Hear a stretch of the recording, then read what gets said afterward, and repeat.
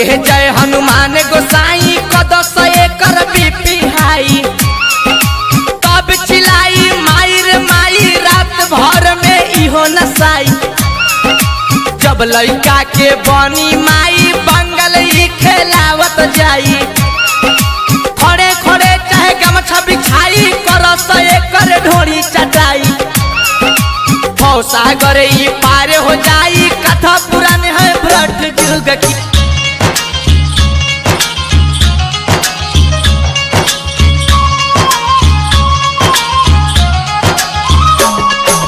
चढ़ल जवानी के पानी चुआ के कमर में एकर कमर सटा के छू के न एक छोड़ल जाई। थके फुलावना दाबल जाई तबे एकरा जाके बुझाई। लहंगा जब अपने उठाई भर बीता दिहा घुसाई मन माने ही खुश हो जाई होठ से होठ सटावल जाई। टाइट करे पर कटिए जाई लाज बता के भागल जाई। सागर ही पार हो जाई कथा पुरान है भट जुग की।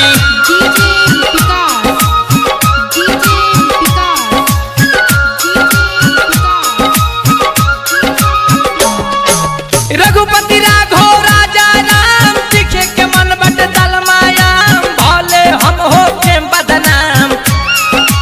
एड़ी से एड़ी लड़ावल जाई तबे माजा बहुते आई। गाले एकर के चिकावल जाई धोके खूबे हचकावल जाई।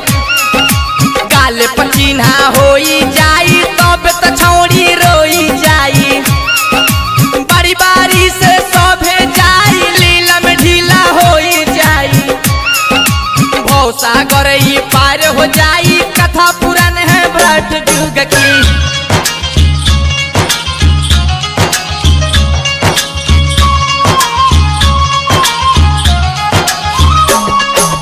बिरजस बिहारी लिखत जाए राजा विकास गावत जाए विकास प्रेमी साथे भाई। सौरभ सवरिया साच बताई सुनह लाला किशन भाई। सभे ढोरी पे चाटी मलाई एकाएक प्लान बनाई। बाद में छौड़ी मुँह लुकाई बाद में जहर खाके मर जाई।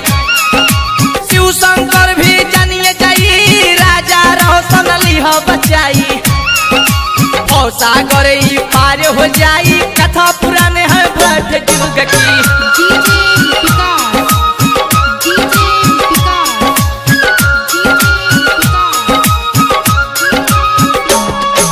मंगल मूर्ति मारुति नंदन सकलय मंगल मूल निकंदन छोड़ी के कछिया हटा के मार दंदन। बोल के जय हनुमान गोसाई कदस एकर बीपी हाई तब चिलाई माई रे माई रात भर में इहो नसाई। जब लड़का के बनी माई बंगल ही खेलावत जाई खड़े खड़े चाहे गमछा बिछाई करस एकर ढोरी चटाई। सागर ही पार हो जाई कथा पुरान है भ्रट